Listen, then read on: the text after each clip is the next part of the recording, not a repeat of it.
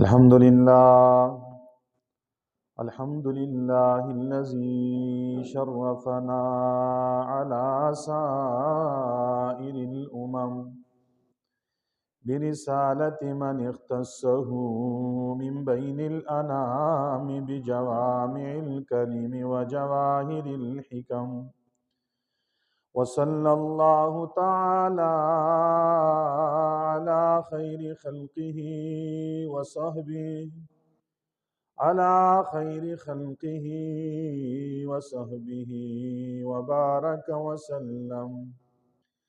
ما نطق اللسان بمدحه ونسخ القلم.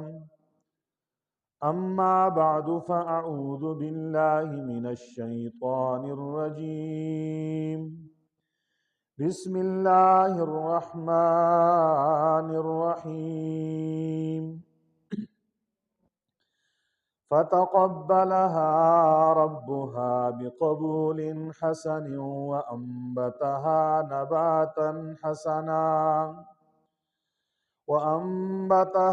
نباتا حسنا وكفلها زكريا.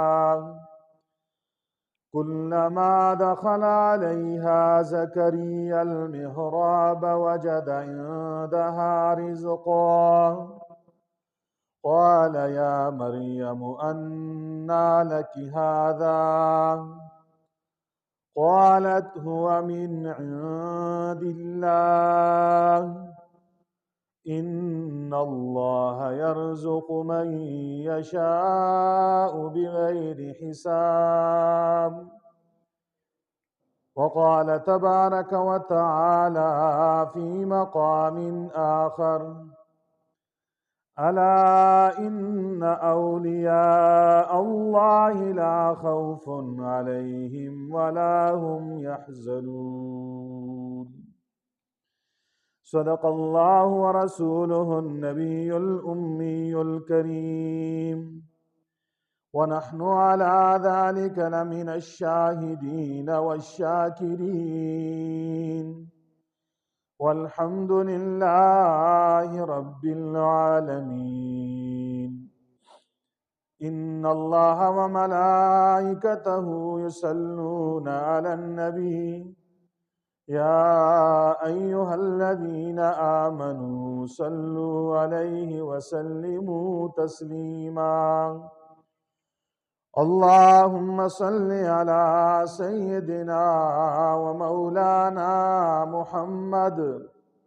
محمد عبدك ورسولك، وصل على المؤمنين والمؤمنات والمسلمين والمسلمات. سبحانك لا علم لنا إلا ما علمتنا، إنك أنت العليم الحكيم. رب اشرح لي صدري ويسر لي أمري. رب اشرح لي صدري ويسر لي أمري واحلل عقدة من لساني.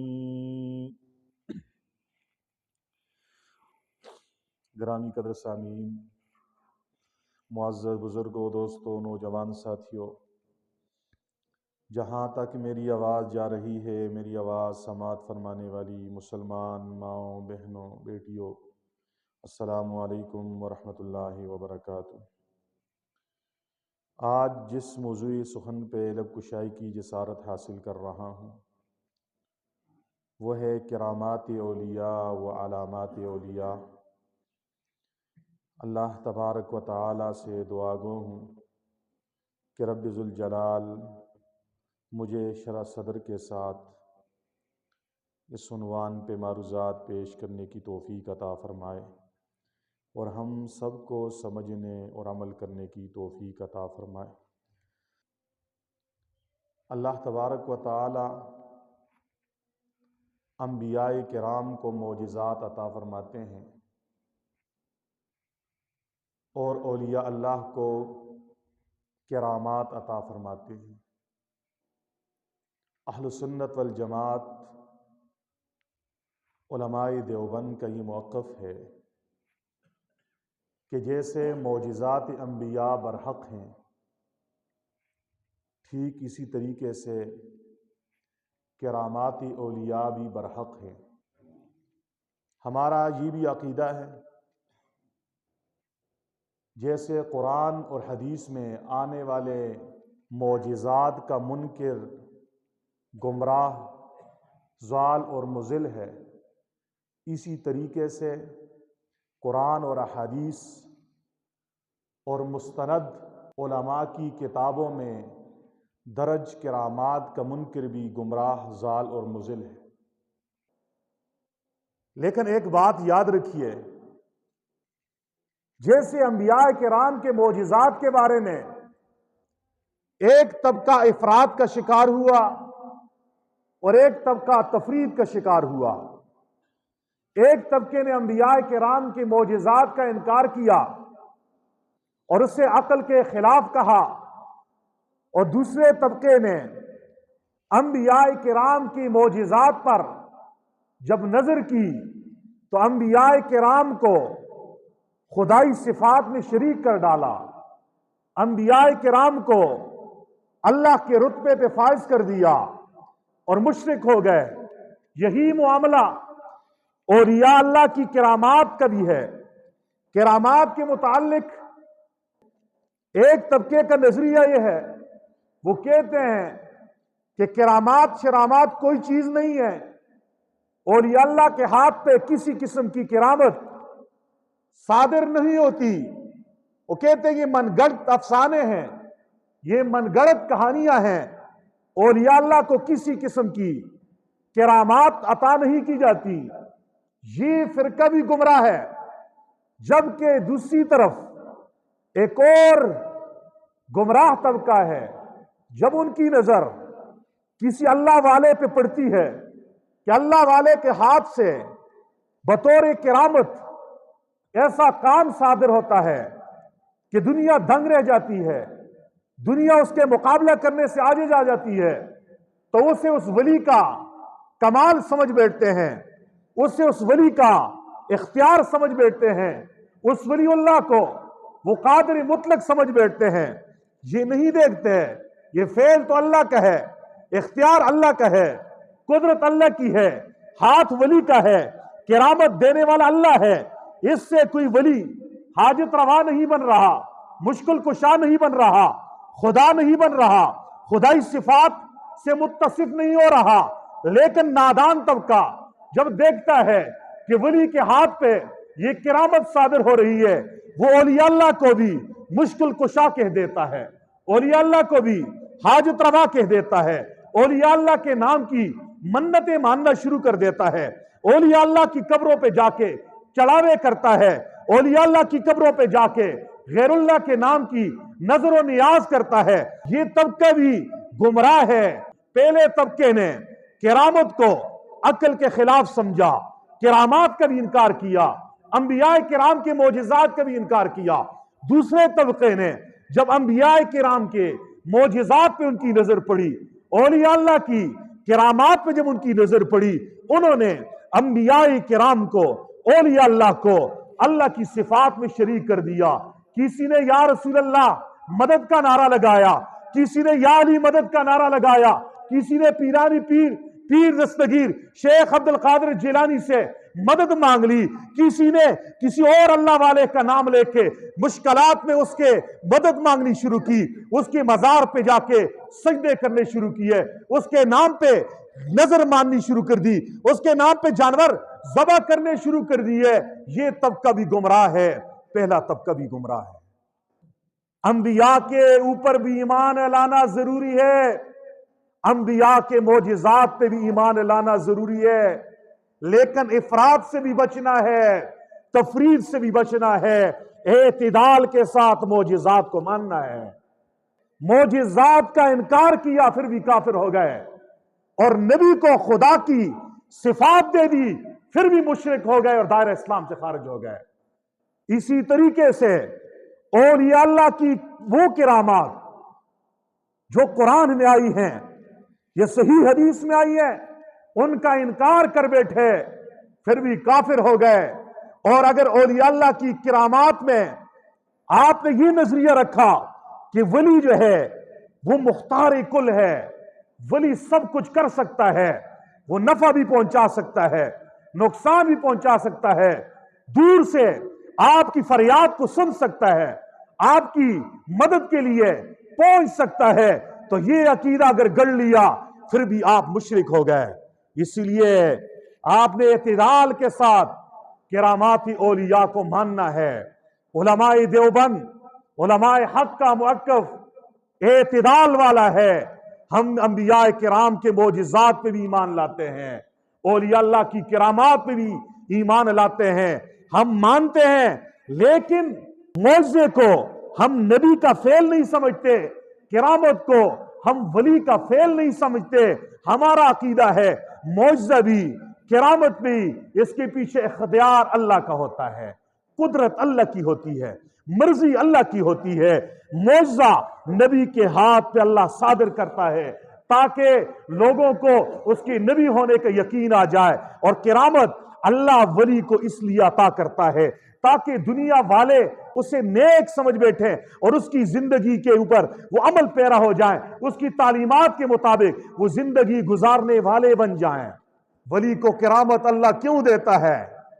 اس لیے دیتا ہے کہ لوگوں کے دلوں میں اس کی عظمت بیٹھ جائے، اس ولی کی محبت بیٹھ جائے، اور جس کی محبت دل میں ہوتی ہے پھر اس کی غلامی کرنا آسان ہوتی ہے۔ اسی اللہ اپنے پیاروں کو، نبیوں کو معجزے دیتا ہے، ولیوں کو کرامت دیتا ہے تاکہ لوگوں کے دلوں میں ان کی عظمت بیٹھ جائے، ان کی محبت بیٹھ جائے، ان کی اہمیت بیٹھ جائے، ان کا مقام بیٹھ جائے، ان کا رتبہ بیٹھ جائے، اور پھر نبی جو کہے اس پہ چلے، جیسے کرے وہ کرے، جس سے روکے اس سے رک جائے۔ یہ کرنا اور بچنا امتی کے لیے آسان ہو جائے، اس لیے اللہ نبیوں کو معجزے دیتا ہے، ولی کو کرامت اس لیے دیتا ہے تاکہ لوگ اس کی کرامت دے کر اس کا محبوب خدا ہونے پر یقین کر بیٹھے، ان کے دلوں میں اس اللہ کے ولی کی محبت پیدا ہو جائے، اور محبت پیدا ہو جانے کے بعد وہ بھی اس کے رنگ میں رنگنے کی کوشش کریں، وہ بھی اس جیسا بننے کی کوشش کریں کہ جس راستے سے یہ اللہ والا بنا ہے، اللہ تک پہنچا ہے، اللہ نے یہ کرامت اسے دی ہے، اللہ مجھے بھی اس جیسا بنا دے، تو اس کے لیے وہ پھر کوشش کرتے ہیں۔ اس کے لیے اللہ تبارک و تعالی اولیاء اللہ کو کرامتیں دیتا ہے تاکہ لوگوں کے دلوں میں اولیاء اللہ کی محبت پیدا ہو جائے، اور وہ ان کی تعلیمات کے اوپر عمل پیرا ہو جائیں، اور ان کے نقش قدم پہ چلے، اور ان کی اصلاح ہو جائے۔ اس کے لیے اللہ اولیاء اللہ کو کرامتیں عطا فرماتا ہے۔ یہ ہمارا عقیدہ و نظریہ ہے۔ کرامات برحق ہیں۔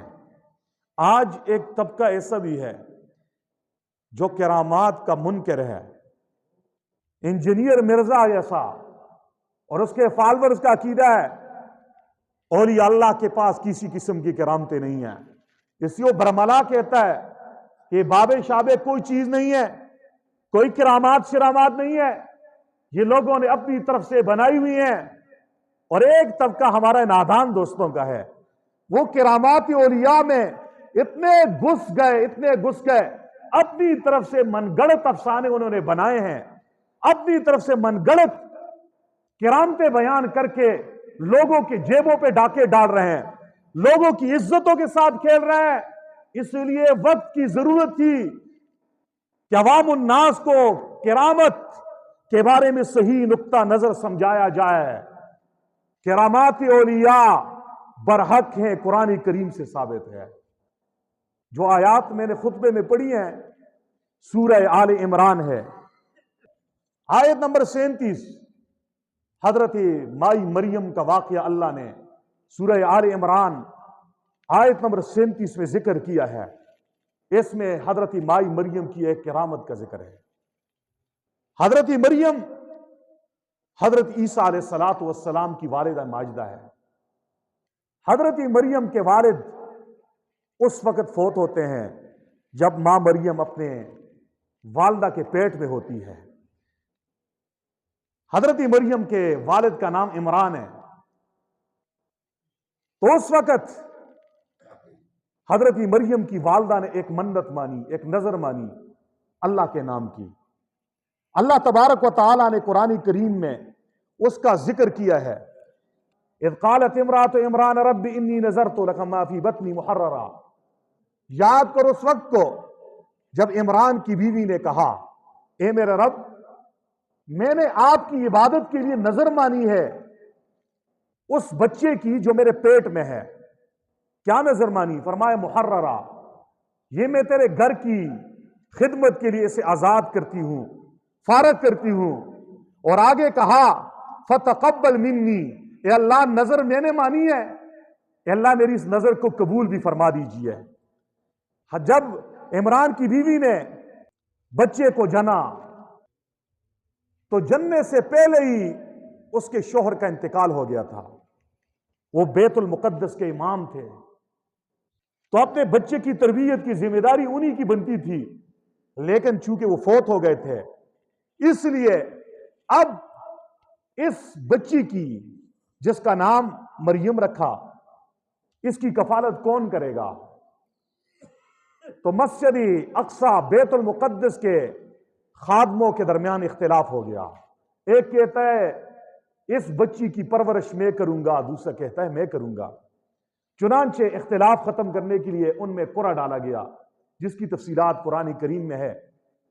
ایک خاص طریقے سے قرعہ ڈالا گیا، یہ قرعہ حضرت زکریا علیہ السلام کے نام نکلا۔ اور یہ حضرت زکریا کون ہے؟ حضرت مریم کے خالو ہیں، حضرت مریم کے خالو ہیں۔ چنانچہ اس مریم کی تربیت، اس کی کفالت کی ذمہ داری حضرت زکریا علیہ السلام کے حصے میں آئی۔ اللہ اکبر کبیرہ، اللہ تبارک و تعالیٰ قرآن میں ارشاد فرماتے ہیں وَكَفَّلَهَا زکریا، ہم نے اس مریم کی کفالت کی ذمہ داری زکریا کو دے دی۔ اب کیا ہوا؟ حضرت زکریا علیہ السلام جب اپنے اس حجرے سے جہاں پہ وہ عبادت کرتے تھے وہاں سے باہر نکلتے تو بچی کے پیچھے تالا لگا لیتے تھے، دروازے کو تالا لگا لیتے تھے، اور جب واپس آ کے تالے کو کھولتے اندر جا کے دیکھتے تو ماں مریم کے پاس بے موسم پھل پڑے ہوئے ہوتے تھے، اور یہ بچی بے موسم پھل کھا رہی ہوتی تھی۔ اللہ تبارک و تعالیٰ قرآن کریم میں ارشاد فرماتے ہیں کلما دخل علیہا زکریا المحراب، کہ جب کبھی زکریا علیہ السلام ماں مریم کے پاس اس حجرے میں داخل ہوتے وجد عندہا رزقا، تو مریم کے پاس عجیب و غریب قسم کے پھل دیکھتے، رزق دیکھتے۔ قال یا مریم انا لک ھذا، زکریا علیہ السلام کہتے اے مریم انا لک ھذا، یہ بے موسمہ پھل کہاں سے آ گیا؟ قالت هو من عند اللہ، حضرت مائی مریم نے کہا یہ اللہ کی جانب سے ہے۔ ان اللہ یرزق من یشاء بغیر حساب، اللہ جس کو چاہتا ہے بغیر حساب کی روزی دیتا ہے۔ اس آیت سے حضرت ماں مریم کی کرامت ثابت ہو رہی ہے کہ موسم انار کا نہیں ہے، انار مل رہا ہے، موسم انگور کا نہیں ہے، انگور مل رہا ہے، اور زکریا علیہ السلام دروازے کو تالا لگا کے جاتے ہیں، کوئی باہر سے پھل لا کر رکھنے والا بھی نہیں ہے، یہ غیبی رزق اللہ حضرت ماں مریم کو بچپن میں دے رہے ہیں۔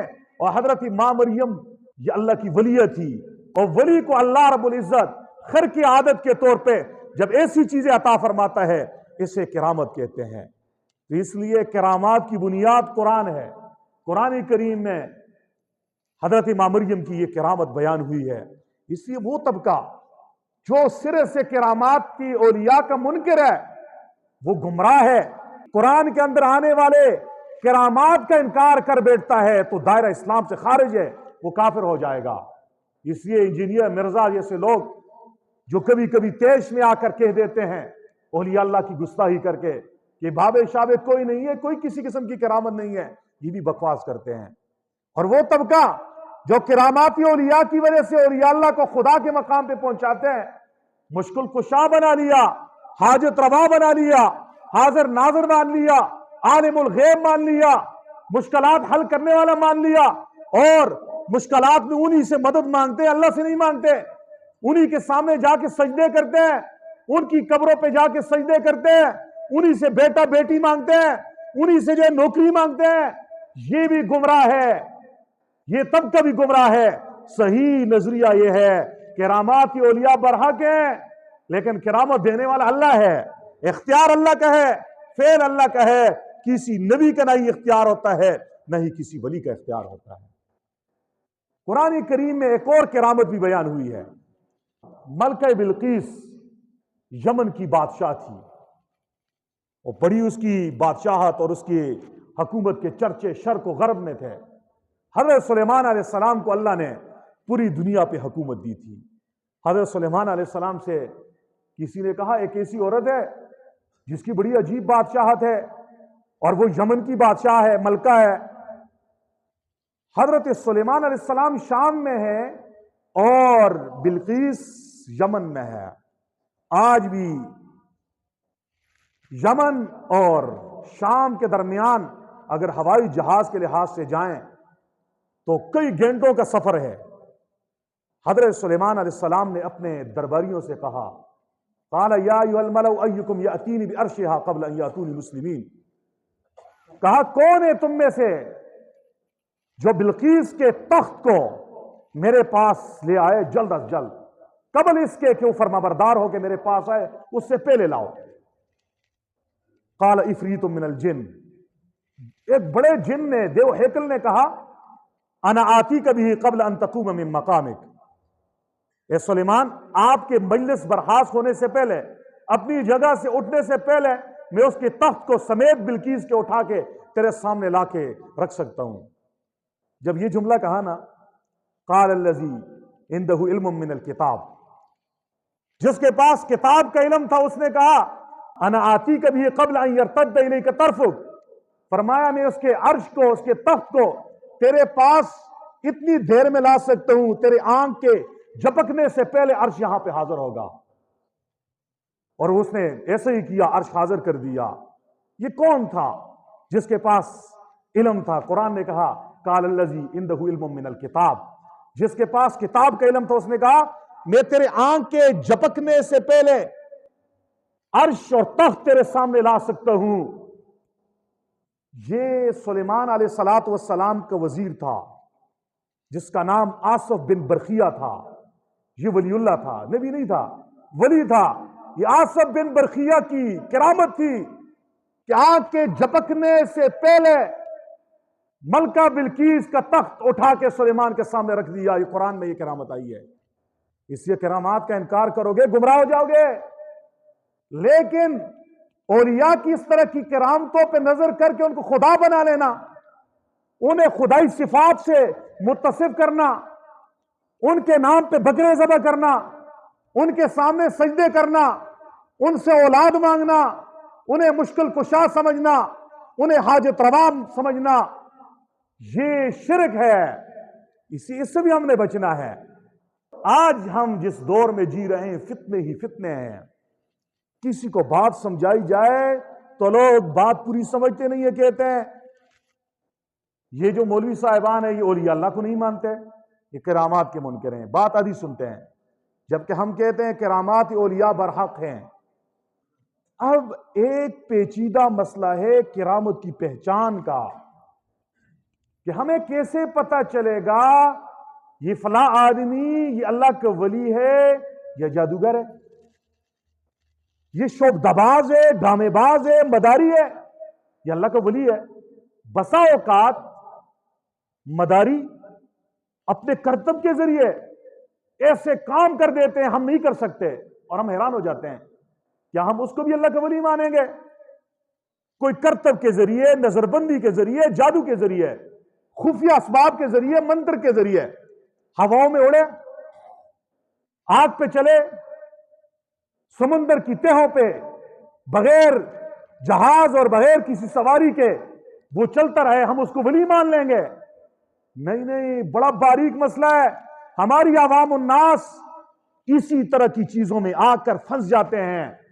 بہت سارے ایسے بے ایمان ہوتے ہیں، شعبدے باز ہوتے ہیں، جادوگر ہوتے ہیں، مداری ہوتے ہیں اور ایکٹر ہوتے ہیں، جو ایسے کام کرتے ہیں جس سے ہم لوگ حیران ہو جاتے ہیں. ہم کہتے ہیں حضرت بڑا پہنچا ہوا ہے اور حضرت کے پاس بڑی کرامات ہیں.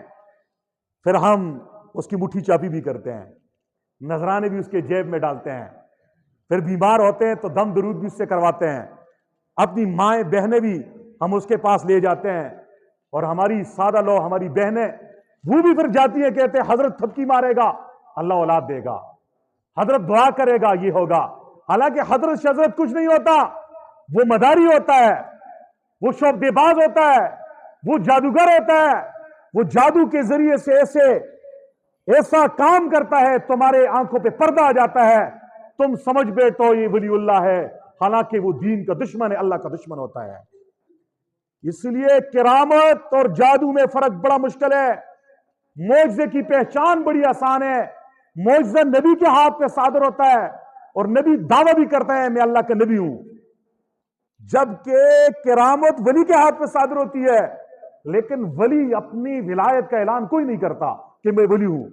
نبی پابند ہوتا ہے اللہ کی طرف سے کہ اعلان کر دے میں کہ اللہ کی طرف سے رسول ہوں. اس لیے جب اس کے ہاتھ پہ خرق عادت کام صادر ہوتا ہے سب کو پتہ چل جاتا ہے اللہ کا نبی ہے. لیکن ولی اپنی ولایت کا اعلان نہیں کرتا. اولیاء اللہ زیادہ سے زیادہ اپنی ولایت چھپاتے ہیں. وہ عوام الناس میں گل مل کے رہتے ہیں. کوئی ریڑھی پہ ٹماٹر بیچ رہا ہوگا اللہ کا ولی. کوئی جو ہے نا انگریزی پڑھا رہا ہوگا اللہ کا ولی. کوئی جو ہے نا بزنس کر رہا ہوگا, دل میں خوف خدا ہوگا اللہ کا ولی. اب کس کو پتہ چلے گا یہ ولی اللہ ہے یا نہیں ہے؟ اسی وہ اپنے آپ کو چھپائے گا. کوئی اسے اگر کہے تو اللہ کا ولی ہے وہ ڈرے گا. اپنی کرامتیں کب دکھائے گا کہ یہ میری کرامت ہے؟ اس لیے پہچان بڑی مشکل ہے کہ کرامت اور جادو میں فرق کیا ہے. تو یاد رکھو, میں اصولی فرق بتا کے اس کے بعد 2 + 2 4 کی طرح آپ کے سامنے معجزہ, کرامت اور جادو میں فرق بتا رہا ہوں تاکہ آپ اپنے ایمان بھی بچائیں. کہیں ایسا نہ ہو جادوگر شعبدے باز دین اسلام کے دشمنوں کے ہاتھ چڑھ کر اپنا عقیدہ بھی کھولیں, اپنی دولت بھی جو ہے نا لوٹا لیں, اپنی عزتوں کے اوپر بھی جو ہے نا آپ سودا بازی کر لیں. اس لیے فرق خوب سمجھنا ہے. اور کہیں ایسا بھی نہ ہو, پہچان نہ ہو, صحیح اللہ کے اولیاء کے ساتھ دشمنی کر بیٹھو اور اولیاء اللہ کے گستاخ بن جاؤ. اس لیے نہ ہم نے گستاخ بننا ہے اور نہ ہی ہم نے مشرک بننا ہے اور نہ ہی ہم نے بیوقوف بننا ہے. ہمارا دین سمجھداروں کا دین ہے. ہر کچھ کھول کھول کے پیارے نبی نے بیان کیا ہے. اللہ اکبر کبیرہ. تو معجزہ اس کام کو کہتے ہیں جو نبی کے ہاتھ پہ صادر ہوتا ہے. وہ خلاف عادت کام ہوتا ہے, دنیا اس کے مقابلہ کرنے سے عاجز آ جاتی ہے, اس کام کو معجزہ کہتے ہیں.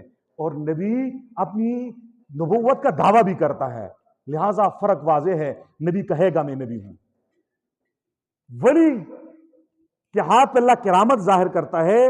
کرامت اس کام کو کہتے ہیں جس میں اختیار اللہ کا ہوتا ہے, قدرت اللہ کی ہوتی ہے, حکم اللہ کا ہوتا ہے, ہاتھ ولی کا ہوتا ہے. وہ کام خلاف عادت ہوتا ہے, اس میں اسباب کو کوئی عمل دخل نہیں ہوتا. خلاف عادت اللہ ولی کے ہاتھ پہ صادر کرتا ہے, اسے کرامت کہتے ہیں. جادو کسے کہتے ہیں؟ یاد رکھو جادو میں اسباب کو دخل ہوتا ہے. کس کو دخل ہوتا ہے؟ اسباب کو. کرامت اور معجزے میں اسباب کو دخل نہیں ہوتا. ولی کے اپنے اختیار میں نہیں ہوتا کہ اب میں یہ کرامت دکھاؤں. بسا اوقات ولی سے کرامت صادر ہو جاتی ہے, اس کو خود بھی پتہ نہیں ہوتا کرامت صادر ہو گئی ہے. نبی کے اختیار میں معجزہ نہیں ہوتا, اسباب نہیں ہوتے. مسبب الاسباب نبی کو معجزہ دیتا ہے اور ولی کو کرامت دیتا ہے. جبکہ جادوگر جب شعبدے بازی کرتا ہے, جب جادو کرتا ہے, جب کرتب دکھاتا ہے, وہ کچھ انتر منتر پڑھتا ہے, وہ کچھ الفاظ پڑھتا ہے, وہ کچھ چلے کاٹتا ہے. اس کے ذریعے سے وہ آپ کے اوپر ایسا اثر کر دیتا ہے کہ آپ کو یہ نظر آتا ہے کہ حضرت کی کرامت ہے, حالانکہ وہ نظر بندی ہوتی ہے, جادو ہوتا ہے. اب عامی آدمی یہاں پہ آ کے پھنس جاتا ہے, وہ کہے گا میں نے دیکھا حضرت نے یہ کیا, ہوا میں اڑ رہا تھا, میں نے دیکھا حضرت نے یہ کیا, وہ اس کو ولی مانے گا. حالانکہ جب دجال آئے گا تو دجال بھی مردے سے کہے گا کم کھڑا ہو جا, نظر بندی ایسی کرے گا, جادو ایسے کرے گا, مردوں کو زندہ کر دے گا. ہاں ایک نوجوان کو آرے سے چیرے گا اور پھر کہے گا زندہ ہو جا، زندہ کر لے گا، بادل کی طرح اشارہ کرے گا، بارش برس جائے گی، تو نظر بندی ہوگی، جادو ہوگا۔ کمزور ایمان والے جادوگر کو بھی پہنچے ہوئے مان لیں گے، کہیں گے یہ پہنچے ہوئے ہے، یہ مہدی ہے، حالانکہ وہ مہدی نہیں ہوگا، وہ دجال ہوگا۔ اور اللہ والے سمجھ جائیں گے یہ جادوگر ہے، یہ جادو ہے، یہ کرامت نہیں ہے، یہ جادو ہے، یہ معجزہ نہیں ہے۔ اسی آج بھی جادوگروں کی کھیپیں ہیں، کوئی دم درود کے عنوان پہ، کوئی تعویذوں کے عنوان پہ، کوئی ذکر کے عنوان پہ، کوئی درود شریف کی عنوان پہ دکانیں لوگوں نے چمکائی ہوئی ہیں۔ میرے سادہ لوگ عوام تو اللہ والوں کی عاشق عوام ہے، یہ تو اللہ والوں پہ جان دینے والے ہیں، اسی وہ جاتے ہیں، پتہ نہیں ہوتا اگلا جادوگر ہے، آپ کا مال بھی لوٹ لیا، آپ کی عزت بھی لوٹ لی، پھر آتے ہیں حضرت یہ ہو گیا، اور ایک نمبر اولیاء اللہ کے نام کو بھی بدنام کر لیتے ہیں۔ اس لیے کرامت میں اسباب کو دخل نہیں ہوتا، جادو میں اسباب کو دخل ہوتا ہے، اس میں اسباب چلتے ہیں۔ کیا چلتے ہیں؟ اسباب چلتے ہیں۔ اب پہچان کیسے ہوگی؟ تو یاد رکھو، دیکھو جو آدمی کرامت کا دعویٰ کر رہا ہے، اللہ کا قرآن دو نشانیاں بیان کرتا ہے اللہ کے ولیوں کی۔ فرمایا الا ان اولیاء اللہ لا خوف علیہم ولا هم یحزنون، فرمایا سنو اللہ کے ولیوں پر نہ کوئی خوف ہوگا نہ وہ غمگین ہوگے۔ دو نشانیاں، فرمایا ولی کون ہے؟ الذین آمنوا وکانوا یتقون، پہلی نشانی یہ ہے کہ وہ ایمان لائیں گے، یعنی ان کا عقیدہ ٹھیک ہوگا، ان کا عقیدہ اللہ کے بارے میں ان کا عقیدہ ٹھیک ہوگا، توحید والے ہوں گے، شرک نہیں کریں گے، رسولوں کے بارے میں عقیدہ ٹھیک ہوگا، سنتوں پہ چلنے والے ہوں گے، بدعت میں نہیں مبتلا ہوں گے، صحابہ کرام کے بارے میں ان کا عقیدہ ٹھیک ہوگا، صحابہ کے گستاخ نہیں ہوں گے۔ آج جو ولی بنے بیٹھے ہیں، کوئی مشرک ولایت کا تاج سر پہ سجایا ہوا ہے، کوئی بدعتی، کوئی صحابہ کرام کا گستاخ، حضرت امیر معاویہ کو گالیاں دینے والا، اما عائشہ کو کے اوپر تہمتیں لگانے والا، حضرات صحابہ کرام کی کردار پہ انگلی اٹھانے والا، آستانوں میں بیٹھ کے یہ ملنگ اور اپنے آپ سے پہنچے ہوئے سرکار بنا رہا ہے، حالانکہ رب کے قرآن نے کہا ولی کی پہلی نشانی مسلمانوں میں نہیں کہہ رہا، قرآن کہہ رہا ہے، میرے اوپر یقین مت کرو، الذین آمنوا، کیا کہا؟ جن کا عقیدہ ٹھیک ہو، جن کا عقیدہ، دیکھو ان کا عقیدہ، ولی کی پہلی نشانی یہ دیکھو، اس کا عقیدہ حضور کے ساتھ، صحابہ کے ساتھ، اہل بیت کے ساتھ ملتا ہی نہیں ملتا۔ عقیدے میں بگاڑ ہے نا، چاہے ہواؤں میں اڑے، چاہے آگ کے شعلوں میں چھلانگ لگانے والا ہو، یہ ڈرامے باز تو ہو سکتا ہے، شعبدے باز جادوگر تو ہو سکتا ہے، یہ ولی تو دور کی بات، یہ انسان بھی نہیں ہو سکتا۔ پہلی نشانی یہ ہے الذین آمنوا، اشارہ کر رہا ہوں، وکانوا یتقون۔ دوسری نشانی ولی کی ہے، اس میں تقوی ہوگا۔ تقوی کسے کہتے ہیں؟ تقوی خوف خدا کو کہتے ہیں، یہ اللہ سے ڈرنے والا ہوگا، اور جو اللہ سے ڈرنے والا ہوگا، بتاؤ وہ شریعت کا پابند ہوگا۔ کس کا پابند ہوگا؟ گویا دوسری نشانی ولی کی ہے، جو ظاہراً باطناً شریعت کا پابند ہوگا، جس کے وجود پہ بھی شریعت سجی ہوئی ہوگی، جو معمورات پہ اللہ کے سارے حکمت پہ چلنے والا ہوگا، سارے گناہوں سے، ظاہری گناہوں سے بھی بچنے والا ہوگا، جس کے دل میں بھی اخلاق حمیدہ ہوں گی، رذائل سے اس چیز کا دل پاک ہوگا۔ ادھر ادھر کیمرے لگا کے دیکھو، جن آستانوں میں لوگ بیٹھے ہیں، دو نشانیاں دیکھو نا ان میں، کوئی اللہ کی ذات میں غیر اللہ کو شریک کر رہا ہے، کہہ رہے مجھ سے مدد مانگنے پہنچتا ہوں، کوئی پیغمبروں کے بارے میں غلط عقیدہ رکھ رہا ہے، کوئی صحابہ کرام اہل بیت کے بارے میں غلط عقیدہ رکھ رہا ہے، اور اگر عقیدہ ٹھیک بھی ہے کسی کا تو شریعت کا پابند نہیں ہے۔ نماز کی چھٹی ہے جی، کہو نماز پڑھی ہے نہیں پڑھی، کہتا ہے میں مدینے میں جا کے پڑھتا ہوں، کھانا یہاں پہ کھا رہا ہے اور نماز کے لیے وہاں جا رہا ہے، نماز نہیں پڑھ رہا، نماز کی چھٹی ہے، باقی شریعت کی کھلی چھٹی ان لوگوں کی ہے۔ تو ایسے لوگ اولیاء اللہ نہیں ہیں۔ اس لیے دو نشانی ہیں اولیاء اللہ کی، جن کے اندر یہ دو نشانیاں ہوں گی، اگر ان کے ہاتھ پہ کوئی ایسا کام صادر ہو جائے جس کا مقابلہ کرنے سے ہم عاجز آ جائیں، وہ کرامت ہوگی۔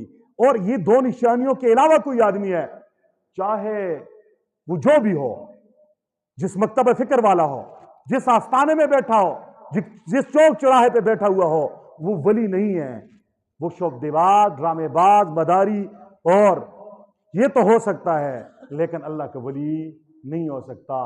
اس لیے اولیاء اللہ کے بارے میں نے اور آپ نے صحیح عقیدہ رکھنا ہے، کرامات کے بارے میں بھی صحیح عقیدہ میں نے اور آپ نے رکھنا ہے۔